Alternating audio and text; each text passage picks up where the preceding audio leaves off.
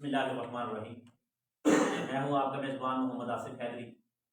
سب سے پہلے دعا گو میں کہ ہمارا پڑوسی ملک کشمیر اللہ رب العزت ان کو آزادی رہائی نصیب فرمائے، اور جو وہاں کے مسلمان ہیں جن پر ظلم و جبر ہو رہا ہے اللہ رب العزت ان کی مدد فرمائے، اور جو انڈیا کی حکومت ہے اللہ رب العزت ان کے دلوں میں ان مسلمانوں کی محبت عطا فرمائے۔ آئیے سماعت فرمائے اردو سوالات اور جوابات کی۔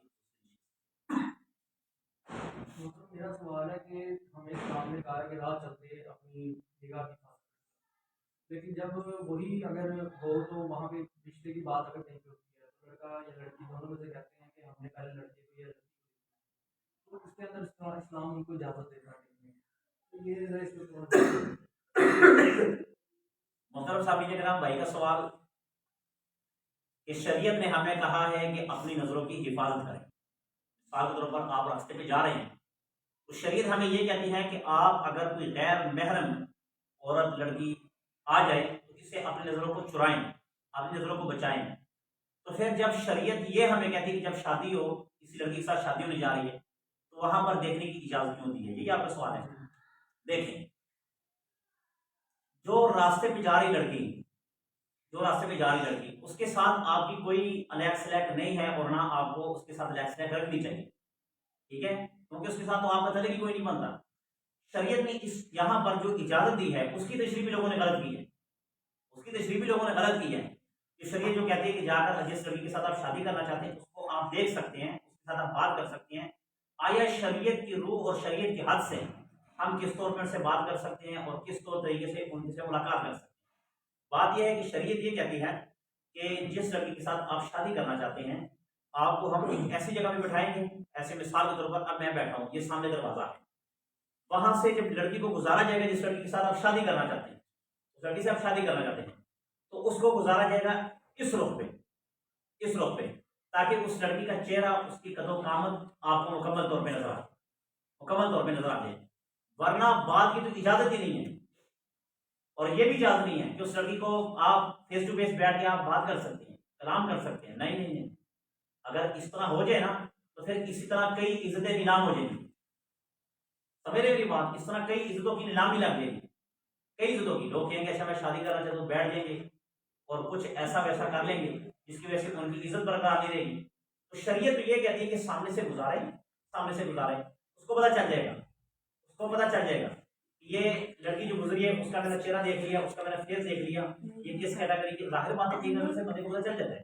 مثال کے طور پر آپ مارکیٹ جاتے ہیں، آپ کو بائک بڑی اچھی لگتی ہے، موبائل بڑی اچھی لگتی ہے، آپ ہر روڈ سے گزرتے ہیں تو آپ چیز لینے نہیں جا رہے تو آپ اس کو توجہ دو موبائل پہ، اور اگر آپ ویسے وہاں پہ جا کے کھڑے ہو جائے، ویسے آپ جا کے دیکھتے رہو، موبائل دیکھتے رہو، اینڈ میں آپ کو نہیں لو گے، وہ بندہ آپ کو اچھا سمجھے گا برا سمجھے گا نا؟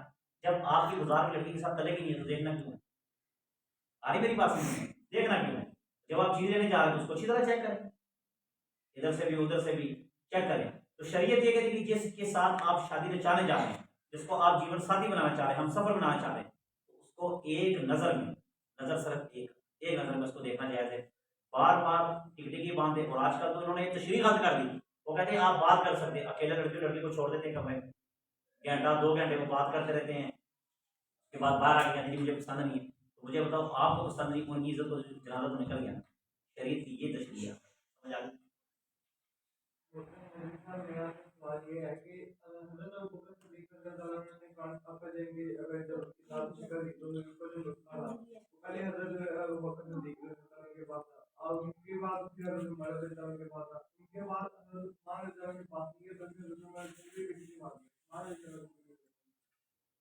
اچھا مجھے سب سے پہلے یہ بتاؤ آپ نے کس کتاب میں پڑھا؟ اسلامیت کی کتاب میں پڑھا؟ حضرت ابوبکر صدیق رضی اللہ عنہ کے دور میں، حضرت فاروق اعظم کے دور میں قرآن مجید کو کتابی شکل دی ہے۔ کتابی شکل کس صحابی کے دور خلافت میں بھی؟ حضرت عثمان کے دور پہ، کہ جب یہ سلسلہ ایسے چلا کہ جنگ یمامہ ہوئی،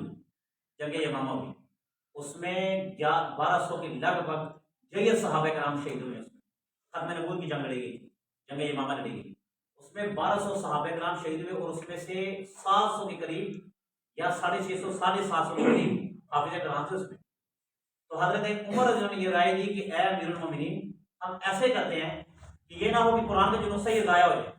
अब जो शहीद हो गए उनके सीनों से कैसे वो कुरान नहीं निकलवाया जाए, मजा आ रही कैसे निकलवाया जाए। तो हम क्यों ना करें कि इस कुरान मजीद को किताबी शक्ल दे दें, इसको हम लिख लें। तो हजरत सैयदना सिद्दीक़ अकबर ने कहा कि आपका मशवरा बहुत अच्छा है, बहुत अच्छी बात है। हजरत उमर का दौर आया, उमर का दौर आया, इकट्ठा जरूर हुआ, इकट्ठा जरूर हुआ किताबी शक्ल, यानी कि लोगों से इकट्ठा किया गया, आप भी अपना दे दो, आप भी। लोगों ने आपको पता पत्तों और हड्डियों पर लिखते थे, पत्तों पर। आज के दौर के पत्ते इस तरह नहीं थे, वो पहले के दौर के पत्ते थे ना, वो और किस्म के पत्ते थे, वो सूख जाने के बाद भी जड़ते नहीं थे, सूख जाने के बाद भी जड़ते नहीं थे। आज तो 4-5 दिन के बाद पता जड़ जाता है ना। तो जितने ईमान कमजोर है उतने हमारे फल फ्रूट और हमारी चीजें भी कमजोर हो। जितना बंदे का ईमान मजबूत होगा उतनी उसकी फिजा और उतने उसके फल फ्रूट भी मजबूत होंगे, अच्छे होंगे, सेहतमंद। तो हजरत उस्मान गनी का दौर आया, तो उस वक्त इसको इकट्ठा करके जो हजरत फारूक आजम के दौर में इकट्ठा किया गया था, किताबी शक्ल हजरत उस्मान गनी रज़ी अल्लाह तआला ने, जो नबी पाक सल्लल्लाहु अलैहि वसल्लम के क्या थे, दोहरे दामाद थे, यानी कि 2 बेटियों की शादी किसके साथ हुई, उस्मान के साथ। उनके दौर में ये किताबी शक्ल दी गई और जो आज तक मुसलमान तरीके से चलता है। ये हफ्ते अबू बकर सिद्दीक़ के दौर में नहीं थे। समझ आ गई? मतलब मेरा आपसे सवाल ये है कि जो ये 5 फरवरी कश्मीर डे आता है, इसमें हम अमली तौर पे हम हमारा क्या काम होता है? ये 5 फरवरी को हम यकजहती के तौर पर रैलियाँ निकालते हैं, बयान करते हैं कश्मीरियों के हक के लिए। देखें, खाली बयानों से काम नहीं चलेगा, खाली बयानों से, खाली रैलियों से, खाली हाथों की जंजीरें बनाकर आप नारे लगाते हैं, इससे कोई फर्क नहीं पड़ता। अगर इससे फर्क पड़ता होता तो ये जंजीरें, ये रैलियां, ये नबी पाक सल्लल्लाहु अलैहि वसल्लम को भी आती। और जो रैली हम निकालती हैं, अगर अल्लाह के नबी ने निकाली होती तो पूरी दुनिया जाम कर देती, क्योंकि जो नबी पाक सल्लल्लाहु अलैहि वसल्लम के पास पावर थी ना, वो दुनिया में किसी हुक्मरान, किसी लीडर के पास नहीं, जो नबी पाक सल्लल्लाहु अलैहि वसल्लम के पास है। मगर अमली कदम क्या, नबी पाक सल्लल्लाहु अलैहि वसल्लम ने हमेशा अमली कदम उठाया। अमली कदम हमारे पास का अमली कदम क्या है कि हम एक बार नहीं, बार बार अक़वाम मुत्तहिदा का दरवाजा खटखटाएं, इस चीज पर उनको आमादा करें कि भाई देखिए ये क्या हो रहा है, इंसानी हुकूक की खिलाफ वर्जियां हो रही हैं, इंसानी जानों के ज़िया हो रहे हैं। वो कैसे हो रहे हैं? अब देखें, अफगानिस्तान आज़ाद हुआ, अफगानिस्तान आज़ाद हुआ तो ऊपर से बयान आया कि यहाँ पर औरतों की इज्जतों को और औरतों का एहतराम किया जाए। बड़ी अच्छी बात है, अच्छी बात है, औरत का एहतराम होना चाहिए, चाहे वो कोई भी मुल्क हो, अफगानिस्तान हो, पाकिस्तान हो, इंडिया हो, अमेरिका, कोई भी हो। औरत की इज्जत को इज्जत समझा जाए, समझ आ रही है? औरत की इज्जत को इज्जत समझा जाए। उन्होंने ये बयान दिया, जिस वक्त ये बयान दिया गया ना, जिस वक्त ये बयान दिया गया, काश उस वक्त इनके सामने कोई 2 बयान ये रख देता है, कोई बयान रख देता है कि इस वक्त कश्मीरी औरतों के साथ हो रहा है, क्या वो औरतें नहीं, क्या वो औरतें नहीं है, क्या उनकी इज्जतें नहीं है, क्या उनका दिल नहीं है, क्या उनकी जान नहीं है, क्या उनकी कोई ख्वाहिशात नहीं है, क्या उनकी जिंदगी सिर्फ एक पिंजरे की मानंद है कि वो जिंदगी उसमें गुजारे और मर जाए और खत्म हो जाए? क्या वो अपनी आजादी जिंदगी नहीं गुजार सकते हैं? अमली कदम ये होना चाहिए कि हमें बार बार कानून के दायरे में रहकर, कानून के दायरे में रहकर हम इनका दरवाजा खटखटाएं, इनको दस्तक दें, हम इनको बार बार इसी तरह आमादा करें कि इंसानी हकूक जो है ना उसके खिलाफ। बल्कि आसान काम ये है, आसान काम ये है, इस पर फैसला भी हो सकता है। जितनी देर से ये फैसला लटका हुआ है ना, जितनी देर से ये फैसला ऐसे हो सकता है मिनटों सेकेंडों में। क्या कि आप कश्मीर की आवाम के पास जाएं, सारे इकट्ठे हो गए। इकट्ठे होने से मुराद ये है कि जितनी जितनी बड़े बड़े लोग हैं, पावर है, वो जाए। मिसाल के तौर पर अमेरिका है, अक़वाम मुत्तहिदा के कुछ लोग हैं, और हर एक मुल्क से एक नुमाइंदा लिया जाए और वो नुमाइंदे जाकर वहाँ पे चले जाएं और जाकर कश्मीरी जो आवाम है, कश्मीरी आवाम, उनसे पूछा जाए कि आपने इंडिया के साथ होना कि पाकिस्तान के साथ होना, इंडिया के साथ या पाकिस्तान के साथ होना है। जो वो राय दे दे, अगर वो कहते हैं हम इंडिया के साथ होना चाहते हैं, बस उनकी मर्जी पे छोड़ो। अगर वो कहते हैं हम पाकिस्तान के साथ होना चाहते हैं, फिर उनकी मर्जी पे छोड़ो। क्योंकि जिंदगी जिसकी है उसको जैसे उसने जीना है ना, वो अपनी राय देगा। तो बस आसान फैसला ये है, ना लड़ाई करनी चाहिए, ना झगड़ा करना चाहिए, ना किताल करना चाहिए, ना हमें खून खराबे करना चाहिए, बल्कि जिस रियासत के साथ वो मिलना चाहते हैं, जिस मुल्क के साथ वो मिलना चाहते हैं, उस मुल्क के साथ वो जिंदगी गुजारें। बस अब उस पर झगड़ा असल में ये हमें करना चाहिए। मेरा सवाल है कि जमात के साथ नमाज पढ़ी मेरे साथ में, अगर वजू टूट जाए, पीछे 3-4 सफे बंदे क्या वजू करना चाहिए, वजू जाना चाहिए, वजू करना चाहिए? दौरान नमाज आप पहली सब में खड़े हैं, दूसरी सब में खड़े हैं और आपका वजू टूट गया, तो आया हमें वहां पर बैठना चाहिए या वहां से निकल जाना चाहिए? शरीयत का हुक्म है कि जिस वक्त आपका वजू टूट गया ना, اس وقت آپ کو نمازی کوئی نہیں کہے گا، آپ کو نمازی نہیں کہے گا، بلکہ اس وقت آپ تو نماز سے باہر نکل چکے ہیں، نماز سے باہر نکل چکے ہیں. اس وقت شریعت نے ہمیں یہ طریقہ بتایا ہے کہ بندہ منہ پہ ہاتھ رکھے، منہ پہ ہاتھ رکھے اور صفوں کو چیرتا ہوا چلے جائے. کوئی گناہ نہیں، آپ نے نماز کو بچانا ہے. نماز کو صفوں کو چیرنے سے مراد یہ ہے کہ آپ اشارہ کریں.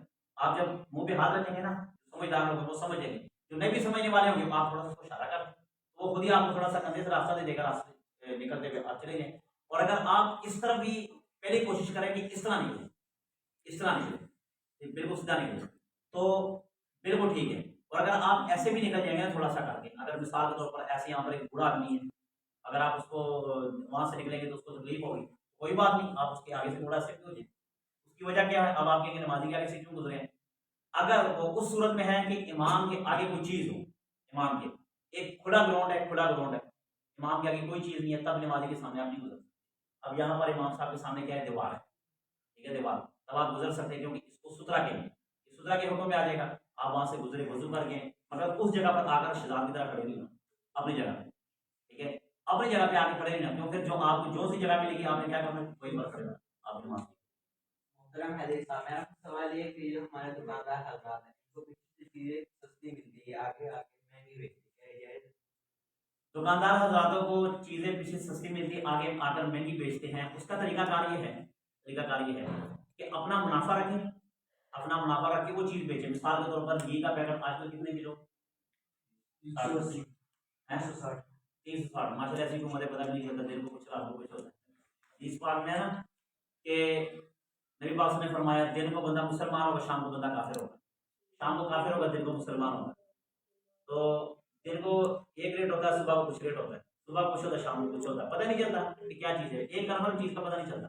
تو خیر، اگر گھی ایک آدمی پیچھے سے 300 روپے کا لے کر آتا ہے، 300 کا، شریعت یہ کہتی ہے کہ آپ اس میں سے منافع جتنا مرضی رکھ سکتے ہیں، مگر جتنے مرضی سے مراد یہ ہے کہ جو عام کسی کو نقصان بھی نہیں پہنچا. اب آپ 1000 روپے کلو کر دو، 1000 روپے کلو، اس طرح کے مارکیٹ میں جو غریب طبقہ ہے، مطلب یہ ہے کہ آپ ایک جو بازاری ریٹ ہے نا، بازاری ریٹ ہے جو عام لوگ دے رہے ہیں، عام لوگ دے رہے ہیں، چورا نہیں بننا، چورے والا کام نہیں کرنا. جو بندہ چورا تیز کر کے رکھتا ہے نا، پھر اللہ تعالیٰ اس کی رزق میں برکت بھی نہیں دیتا. یہ بات یاد رکھنا. ویسے جو ریٹ عوامی چل رہا ہے اس کے مطابق آپ بیچیں، اپنا 50 60 روپے 30 روپے جو مارجن رکھنا ہے اس میں رکھیں تو بالکل جائز.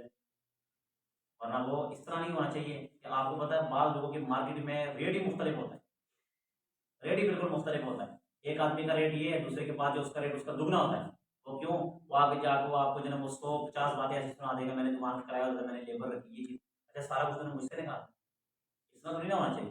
مگر خیر عوام کا خیال رکھا جائے، کیونکہ عوام کے بارے میں یہ کہا گیا کہ یہ مخلوق اللہ کا کنبہ ہے، اور اللہ کہتے ہیں جو ان کا خیال کرے گا ان کا خیال کرے حیدر صاحب، میرا سوال یہ ہے کہ اگر کوئی بندہ نماز میں سو جائے، سجدے میں جا کے سو جائے، اس کو 3 سال سو جائے، تو پھر وہ کیا کرنا چاہیے؟ اٹھنا چاہیے، کھانا چاہیے کہ نہیں؟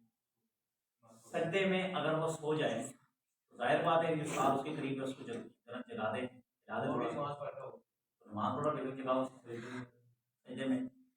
نماز ہونا نماز میں سو جائے، ساتھ نماز پڑھ رہا ہو، تو کھانا چاہیے کہ نہیں؟ ظاہر بات ہے اٹھانا چاہیے، کیوں نہیں اٹھانا چاہیے؟ تو سونا نہیں. طریقہ مطلب کیا ہوا؟ ہمارے گے اس طرح ساتھ والا جو ہے یعنی کہ اچھا آپ بھی نماز میں، اچھا آپ بھی نماز میں، اس کا طریقہ کار یہ ہے کہ آپ اس کو پوری سے ذرا ہلا، مگر بار بار نہیں کرنا، مگر آپ کی نماز چھوٹ. ہاں ایک بار صحیح کاش کے پونی ذرا نا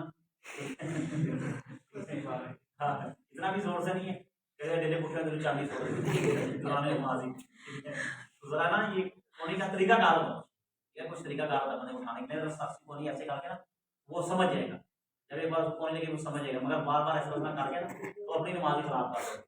اور اگر باہر سے بندہ تو اس کو کہہ دیں. اور جو سویا ہوا اگر جب اس کو اٹھا دیں وہ کیا کرے؟ وہ وضو کرے یا نہیں، اگر وہ دوران سجدہ گر جائے، سڑک پہ گر جائے پھر تو اس کا وضو ٹوٹے گا.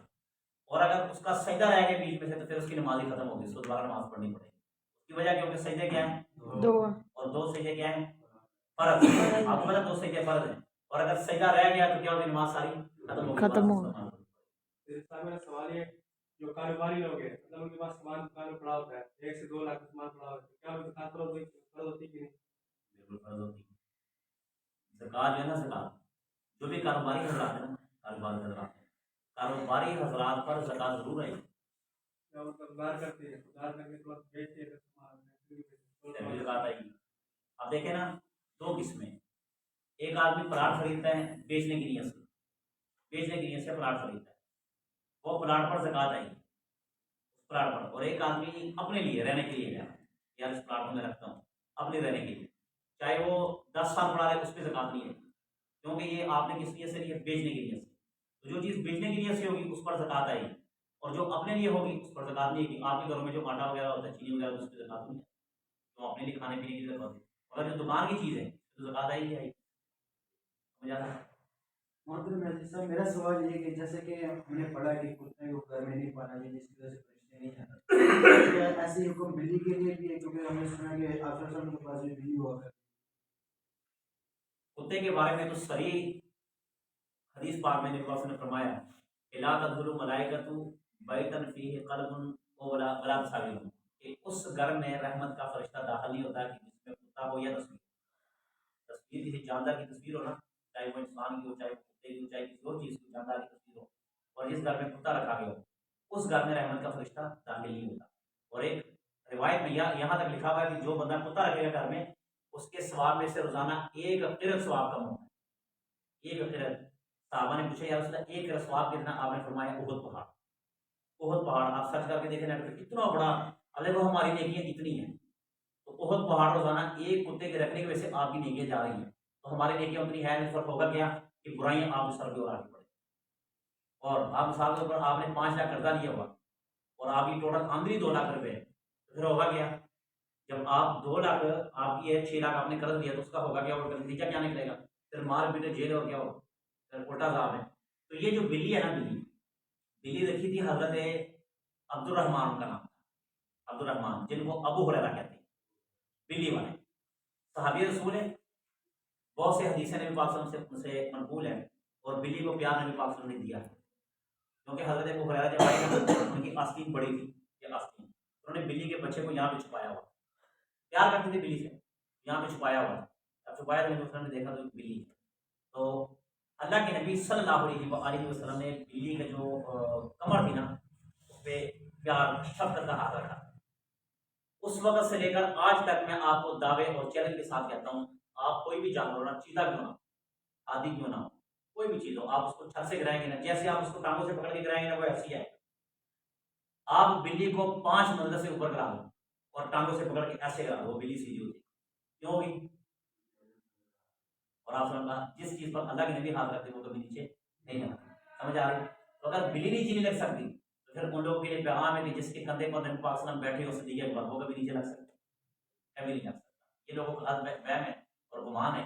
لہٰذا بلی اگر گھر میں رکھنا چاہو کوئی بات نہیں، مگر ہاں ایک بات یہ ہے کہ پالتو بلی پھر وہ گھر سے باہر نہ جائے، گھر سے باہر نہ جائے. بلی ظاہر بات یہ ہے کہ تم گندملا کھائے گی، گندملا کھائے گی، اگر آپ کے برتنوں میں آگے منہ مارے گی تو آپ کے لیے کیا ہو جائے گا؟ اس کا مکروہ، پڑا تھا نا، مکروہ ہو جائے گا. تو اگر گھر کی بلی ہو، آپ کو پتا ہے ناپاک چیز گند وغیرہ چیز نہیں کھاتی، گند نہیں کھاتی، ویسے بھی اس کے برتن الگ رکھ دینے سے، اس کے برتن اس کے کھانے پینے کی چیز الگ رکھ دینے کیونکہ اس میں کراہت نہیں ہے. آپ پوچھ بھی آگے پوچھ بس سب کے سوال ہو. اسی کے ساتھ اپنے میزبان مداثر خیرجی کو اجازت دیجیے. پاکستان زندہ باد. تاجدار ختم نبوت زندہ باد.